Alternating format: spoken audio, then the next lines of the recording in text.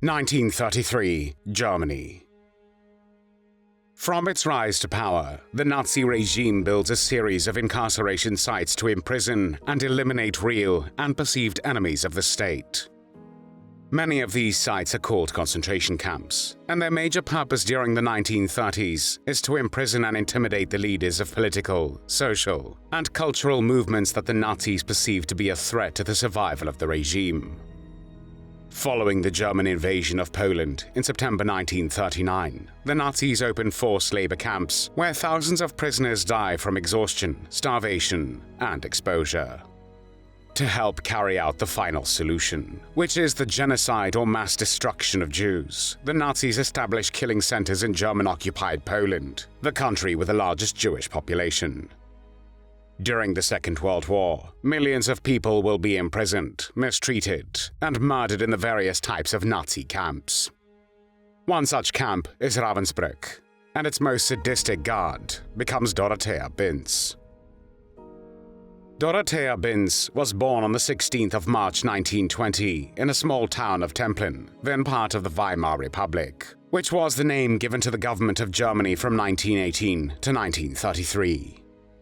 Dorothea, the second daughter of a forest worker, attended elementary and high school, and she was 12 years old when Adolf Hitler and his Nazi party came into power in January 1933.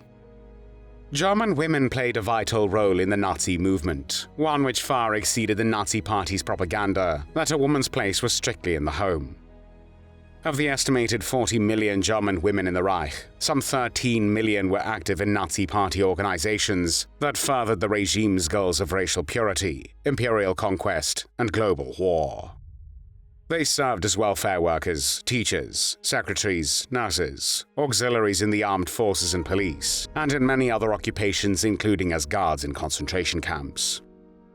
By the war's end, the number of female auxiliaries in the German armed forces approached 500,000, including some 3,700 women who served as guards in the Nazi camp system.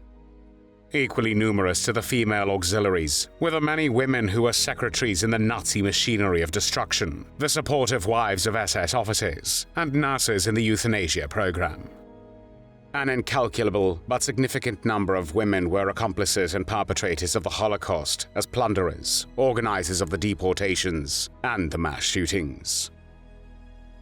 Some, such as Dorothea Binz, became guards and went so far as to commit murder.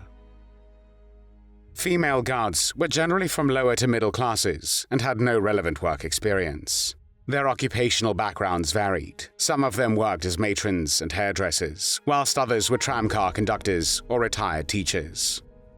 While some were conscripted based on data in their SS files, many volunteers were recruited via advertisements in German newspapers asking for women to show their love for the Reich and join the SS. Adolescent enrollment in the League of German Girls acted as a vehicle of indoctrination for many of the women. In August 1939, when Dorothea Binz was only 19 years old, allegedly in order to avoid being forced to work in a factory, she applied for a position as a kitchen manager in the Ravensbruck concentration camp, which was located only around 30 kilometers from her hometown. However, since this position had already been taken, she was hired as a guard. Ravensbruck, opened in May 1939, was the only major women's camp established by the Nazis. Ravensbruck camp was staffed both by SS men who served as guards and administrators, and by 150 women who served as supervisors. These female supervisors were either SS volunteers or women who had taken the job for the good pay and working conditions. In November, Binz was already guarding 10 female prisoners who were sawing and driving wood. Until May 1940, she also supervised prisoners carrying coke, unloading bricks, driving rubble, unloading straw sacks, cleaning the floor, working in construction management, gardening, and personnel development. In August or September 1940, she was promoted to deputy head of the cell block. In this so-called bunker, the prisoners who violated the camp regulations were punished and often tortured to death. Binz, together with her superior, Maria Mandl, were responsible for carrying out the caning there. One Ravensbruck survivor recalled how Dorothea Binz had personally whipped her in this bunker and made her eat mud-soaked bread like a dog.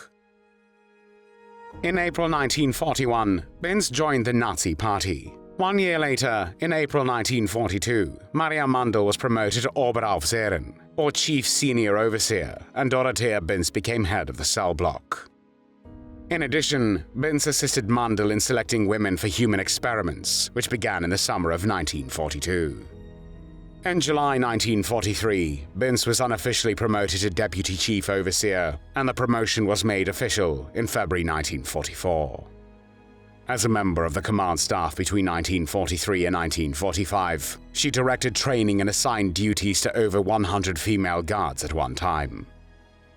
Binz trained some of the cruelest female guards in the Nazi concentration camp system, such as Ruth Neudeck or Irma Gräser.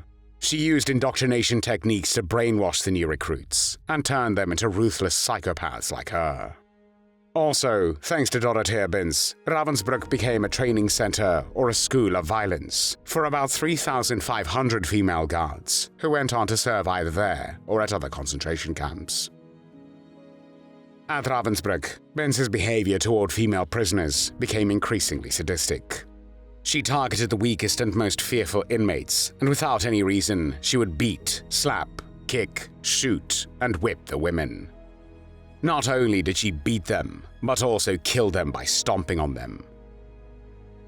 Holocaust survivors later testified that she aroused such terror that when she appeared at roll call, silence fell. She ordered the female inmates to stand at roll calls for hours, and sometimes she either set a dog on them or would kick the women to death without any remorse. During interrogations, she slapped the prisoners and participated in almost all the executions. On one occasion, an inmate tried to kill herself by running into the electric fence. However, Binz stopped her, dragged the skeletal woman away, and beat the prisoner with a cane on her naked thighs. The execution procedure was conducted as follows. At 7 p.m., female prisoners were paraded by Dorothea Binz prior to being taken to the cell block. Between 10 and 11 p.m., the women were forced into a closed car, guarded by SS men, and driven to the crematorium. There, they were ultimately shot and cremated. Binz was aware of the shootings, as she was responsible for putting an X opposite the names of strong inmates who could continue labor. These prisoners were spared and returned to the camp the following day. Binz also made sure the prisoners suffered from hunger and cold, and that the female SS guards that she supervised treated the prisoners with similar brutality. On one occasion, Binz observed a woman in the work detail outside the camp who she felt was not working hard enough. She walked over to the woman, knocked her down to the ground, and then took a pickaxe and proceeded to chop the prisoner with it until the lifeless body was little more than a bloody lump. Once she finished, Binz cleaned her shiny shoes with a dry portion of the corpse's skirt, then mounted her bicycle and leisurely pedaled her way back to Ravensbruck, all as if nothing had happened. In 1944, when the gas chambers were built in Ravensbruck, she made numerous selections among the prisoners. Those who could no longer work were murdered. On one occasion, Binz told her friend that the prisoners were all godless criminals and prostitutes, and treating them harshly was the only way to keep them in check. Binz was also a sexual deviant, and in addition to forcing the female prisoners to have sex with her, she also had sexual relations with male guards at Ravensbruck. One of them, the SS man Edmund Browning, an adjutant to the camp's commandant Fred Zoren, became her boyfriend.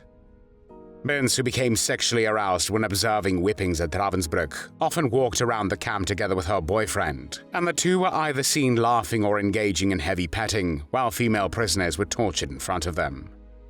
The couple lived together in a house outside the camp until December 1944, when Browning was transferred to the Buchenwald concentration camp. In total, some 132,000 women from all over Europe passed through the camp, including Poles, Russians, Jews, Roma and Sinti people, and others. Of that number, over 92,000 women perished. When the camp was liberated by the Red Army on the 30th of April, 1945, there were about 3,500 sick women, men, and children in the camp.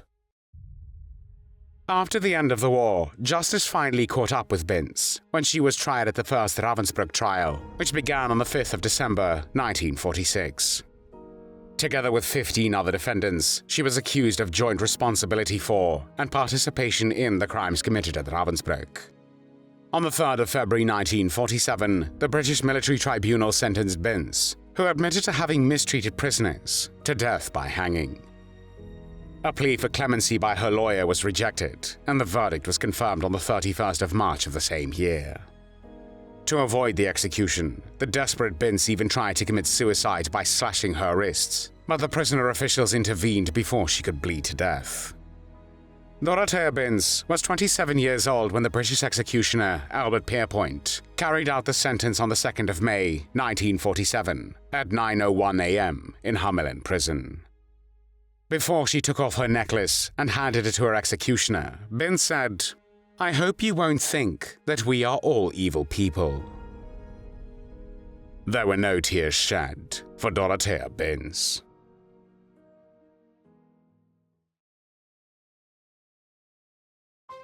Thanks for watching the World History Channel.